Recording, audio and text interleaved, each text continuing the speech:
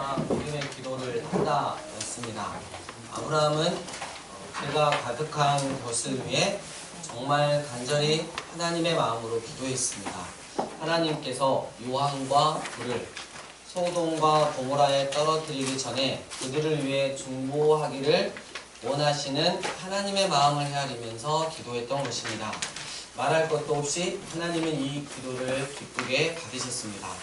아브라함은 하나님의 마음을 헤아리는 중보기도를 통해 롯과 그의 가족은 그곳에서 구원을 받았습니다. 마찬가지 지금 우리가 사는 이 시대 가운데에서도 하나님 당신의 마음을 헤아리며 아브라함과 같이 끝까지 기도하는 자를 찾고 계신다고 했습니다. 그 사람이 바로 우리가 되자고 했습니다. 예레미야 5장 1절 하반부 함께 암송하시겠습니다. 살아계신 하나님의 말씀, 너희가 만일 정의를 구하며 진리를 구하는 자를 한 사람이라도 찾으면 내가 이 성읍을 용서하리라. 예레미야 5장 1절 말씀. 아멘. 그리스도인에게 있어서 가장 큰 벌은 영적으로 무디게 사는 것입니다. 세상적으로 잘 돼도 영적으로 무디다면 그것만큼 큰 벌이 없습니다.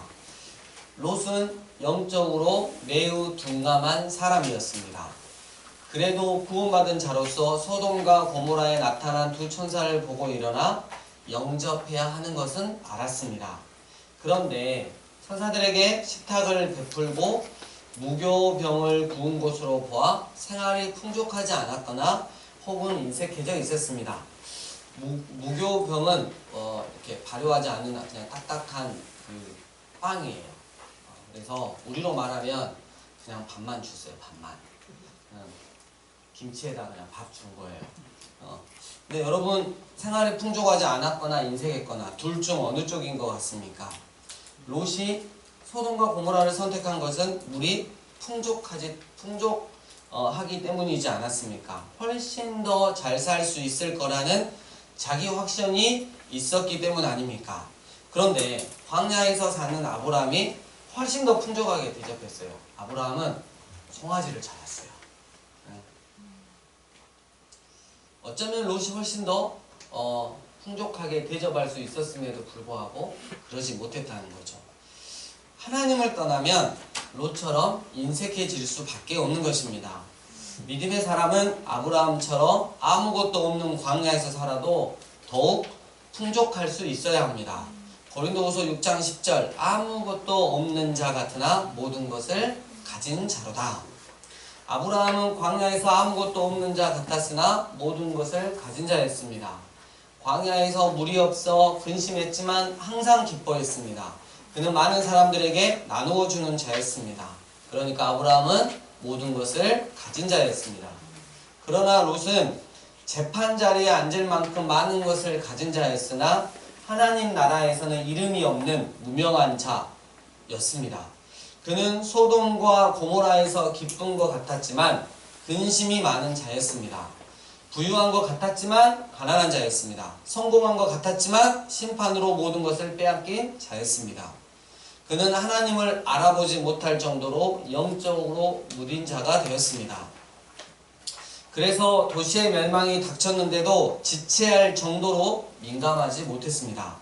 24, 26절 여호와께서 하늘 곧 여호와께로부터 유황과 불을 소돔과 고모라에 비같이 내리사 그 성들과 온 들과 성에 거주하는 모든 백성과 땅에 난 것을 다 엎어 멸하셨더라.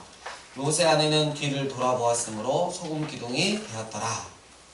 뒤를 돌아보았다. 이 뜻은 주시하다, 생각하며 바라보다 라는 뜻입니다. 미련을 갖고 관심을 보이는 것입니다. 두 천사가 도망하여 생명을 보존하라. 돌아보거나 들에 머물지 말고 산으로 도망하여 멸망함을 면하라. 고 경고했음에도 불구하고 롯의 아내는 뒤를 돌아보았습니다. 단순히 부주의해서일까요? 아니죠. 100m 달리기를 하면서 뒤를 돌아볼 수 있습니까? 머뭇거리면 뒤를 돌아볼 수밖에 없습니다. 머물다와 뒤돌아보다가 같이 맞물리는 것입니다. 신앙이 머뭇거리고 정체될 때 뒤를 돌아보게 됩니다. 그때 타락이 일어납니다. 뒤에 미련이 있는 것입니다. 롯의 아내는 세상 쪽의 미련을 가지고 있었습니다. 심판 날에도 세상에 대한 미련 때문에 뒤를 돌아보고야 마는 롯의 아내. 우리 가운데 롯의 아내와 같은 사람이 있으면 절대 안 될 것입니다. 우리 29절 함께 읽겠습니다. 하나님이 시작. 하나님이 그 지역의 성을 멸하실 때, 곧 롯이 거주하는 성을 엎으실 때, 하나님이 아브라함을 생각하사 롯을 그 엎으시는 중에서 내보내셨더라. 네, 여기서 생각하다라는 단어의 정확한 뜻은 조각하다, 새기다 입니다. 하나님이 그러니까 아브라함을 마음속에 조각하고 새기고 계신 것입니다. 롯이 구원받을 수 있었던 것은 그가 믿음의 길을 간 것도 있지만 아브라함이 그 땅을 향해 바라보고 있듯이 하나님이 아브라함을 바라봤기 때문입니다. 그래서 하나님의 사람이 중요한 것입니다. 그 땅에 하나님의 사람이 존재한다는 것은 복입니다. 28절 아브라함이 그 아침에 일찍 일어나 여호와 앞에서 있던 곳에 이르러 소돔과 고모라와 그 온 지역을 향하여 눈을 들어 연기가 옹기가마의 연기같이 치솟음을 보았더라. 롯의 아내가 뒤를 돌아본 것과 아브라함이 눈을 들어 보는 것이 비교가 됩니다. 한 사람은 아침 일찍 일어나 하나님 안에서 소돔과 고모라를 향하여 보고 있고 또 한 사람은 멸망 중에 있는데도 피하지 않고 뒤를 돌아보았습니다. 여기서 아브라함과 롯의 아내의 차이가 있는 것입니다. 아브라함은 아침에 하나님을 보면서 기도하면서 바라보았습니다. 아브라함은 중보기도를 하면서 바라보는데 그 기도를 받고 있는 롯의 아내는 미련을 갖고 뒤를 돌아봅니다. 결과적으로 롯의 아내는 굳어버리고 아브라함은 하나님의 뜻을 계속 이루어가는 존재가 됩니다. 롯은 아내를 잃고 두 딸과 함께 소알이라는 곳으로 피하여 구원을 받았습니다. 그런데 롯의 두 딸이 아버지를 범하는 사건이 벌어집니다. 성경에 이런 일 좀 안 적어놨으면 좋겠는데 우리 하나님의 말씀은 인간이 얼마나 하나님을 떠나면 타락하고 죄를 짓는지를 정확하게 보여주고 있습니다. 후손을 잇기 위하여 큰딸이 작은딸에게 아버지에게 술을 먹여서 범하자고 합니다.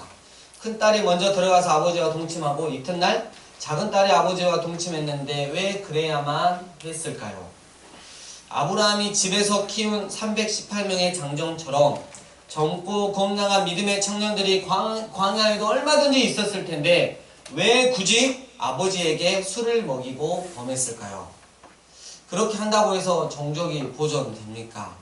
성경은 롯과 그의 두 딸들로부터 나온 암몬과 모압은 이상한 족속이라 여호와의 총회에 영원히 들어가지 못한다고 했습니다. 성경이 말하고자 하는 것은 무엇일까요? 먼저는 롯에게 문제가 있다는 것입니다. 여러분, 노아는 홍수 심판 후에 세상 사람들이 죽고 그의 가족만 남았을 때 외로움에 술을 마셨습니다. 술을 마시고 벌거벗어 누운 탓에 아들 함이 저주를 받았습니다. 비록 노아가 은혜로서 구원을 받았다 하나 온전하지는 못했습니다. 하나님의 은혜를 입은 자로서 그 은혜를 지키는 싸움을 끝까지 하지 못하고 잠시 손을 놓은 것이 죄로 연결된 것입니다. 이것이 타락입니다. 마찬가지로 불심판 때 산으로 도망친 롯은 노아처럼 술을 마셨습니다. 타락으로 곧장 이어진 것입니다. 성경에서 나오는 저주라는 표현에는 여러 가지 의미가 있는데 그중 하나가 포기하다라는 의미로 하나님이 은혜를 주지 않는 상태를 말합니다. 하나님이 땅에 은혜를 주지 않으시면 비가 내리지 않습니다. 그러면 황폐해집니다. 이것이 저주입니다. 하나님께서 어떤 사람에게 내가 너에게 더 이상 관여하지 않겠다 하시면 여러분 그것이 저주예요. 함은 형제들의 종들의 종이 되는 저주를 받았고 암몬과 모압의 자손들도 여호와의 총회에 영원히 들어오지 못하는 저주를 받았습니다. 동일한 형태로 가고 있습니다. 홍수 심판 후에 노아의 나태함이 죄로 연결되었고 불심판 후에 롯의 영적 둔감함이 또 죄로 연결되었습니다. 영적으로 깨어있는 것이 얼마나 중요한지 아시겠습니까? 롯의 아내는 머뭇거리는 사이에 뒤돌아봤다가 소금기둥이 되었고 롯은 동굴에서 머물면서 술을 마시다가 죄를 지었습니다. 하나님께 가지 않고 머물 때 죄를 짓는 것입니다. 한편 롯의 두 딸에게는 어떤 부끄러움이나 양심의 가책도 찾아볼 수가 없습니다. 두 딸의 논리는 이것입니다. 큰 딸이 작은 딸을 설득하는 장면을 보십시오. 우리 19장 31절 32절 함께 읽겠습니다. 우리 아버지는 시작. 우리 아버지는 늙으셨고 온 세상의 도리를 따라 우리의 배필될 사람이 이 땅에는 없으니 우리가 우리 아버지에게 술을 마시게 하고 동침하여 우리 아버지로 말미암아 후손을 이어가자. 롯이 아브라함을 좇지 않는 이유가 여기서 분명해집니다. 아브라함은 믿음의 도리를 좇는 사람이었던 반면에 롯은 31절에 세상의 도리를 좇는 사람이었기 때문입니다. 바로 이것이 그의 운명을 아브라함과 다르게 만들었다는 것. 그러니까 롯이 아브라함에게 안 가는 거예요. 안 가는 거. 아브라함이 광야에 혹여 없을까가 아니라 믿음의 도리를 좇는 아브라함이 자신의 삶과는 너무도 다르기 때문에 가지 않는 거예요. 롯과 두 딸은 세상의 도리를 좇기 원했기 때문입니다. 결정적인 순간에 여러분 어떤 선택을 하는지 보십시오. 롯이 생각하기에 아브라함에게 돌아갔다가는 끔찍한 인생을 살 것 같습니다. 롯의 딸들은 일명 도시 여자들이에요. 여러분 하루에 몇십만 원, 몇백만 원씩 펑펑 쓰던 도시 여자가 촌 사람과 결혼해서 시골에 가서 잘 살 수 있을까요? 절대 못 삽니다. 그렇게 살면 금방이라도 죽을 것 같아 못 삽니다. 두 딸이 소돔과 고모라에서 보고 배운 것이 그거예요. 그래서 아버지를 봉할 수 있었어요. 소돔과 고모라에 있다가 다시는 아브라함에게 돌아갈 수 없는 상태가 되어버린 것이죠. 지극히 세상적인 관점을 갖게 된 것입니다. 롯이 애굽을 에덴 동산처럼 봤기 때문에 소돔과 고모라 도시를 물된 동산처럼 봤습니다. 두 딸들도 마찬가지입니다. 그들 눈에는 이제 세상 것만 보여요. 믿음에는 관심이 없으니 세상 사람처럼 되었습니다. 이게 타락이죠. 롯은 이후로 역사 속에서 영원히 사라져버렸습니다. 큰 딸이 아들을 낳아 모압의 조상이 되고 작은 딸도 아들을 낳아 이름을 베남이라고 하여 암몬 족속의 조상이 됩니다. 롯은 이상한 족속들, 즉 여호와의 청회에 영원히 들어오지 못하는 족속을 낳았다는 이야기를 끝으로 사라져 버렸습니다. 롯도 아브라함과 같이 믿음의 길을 떠났던 사람입니다. 여기서 우리가 알 수 있는 것은 택함을 받은 것이 중요한 게 아니고 어떻게 살았는가가 중요한 것입니다. 그의 삶이 후대의 본보기가 되기 때문입니다. 따라야 할 본보기가 있는가 하면 절대 따르지 말아야 할 본보기가 있습니다. 롯처럼 사라지는 존재, 절대 따르지 말아야 할 본보기가 되면 안 될 것입니다. 살아있다고 축복이 아닙니다. 어떻게 사는가가 중요합니다. 말씀을 정리합니다. 하나님의 부르심에 아브라함과 동일하게 반응하여 믿음의 길을 시작했던 롯. 그러나 어느 순간 소돔 땅을 바라보더니 물이 넉넉하여 여호와의 동산같이 보인다며 육신의 안목의 정욕을 좇아 떠납니다. 그곳에서 편하게 지낼 줄 알았는데 얼마 있다가 크게 전쟁이 나서 전쟁포로로 잡힙니다. 정말 감사하게도 아브라함의 믿음과 용기 때문에 그는 다시 돌아올 수 있었습니다. 하지만 어쩌면 목숨도 잃을 수 있었던 그 어려움을 당했는데도 아브라함을 따라 하나님을 만날 수 있는 광야로 가지 않고 세상의 쾌락을 위해 다시 소돔 땅으로 돌아갔다는 것.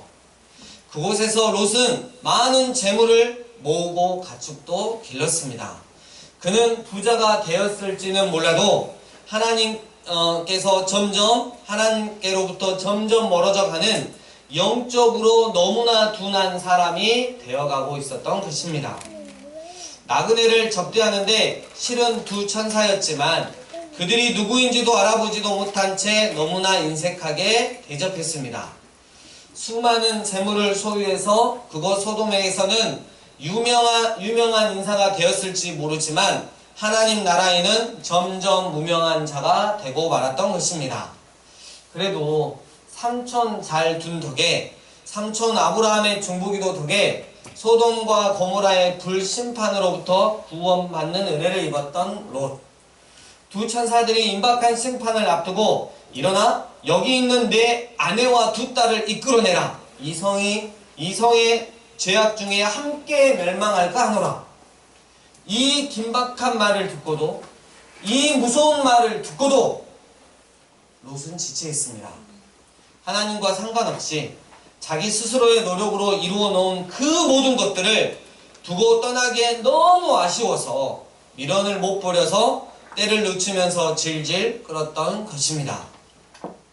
할 수 없이 천사들이 롯과 두 아내와 두 딸의 손을 잡아 성 밖으로 끄집고 나옵니다. 이는 순전히 아브라함과 약속하신 하나님의 은혜입니다.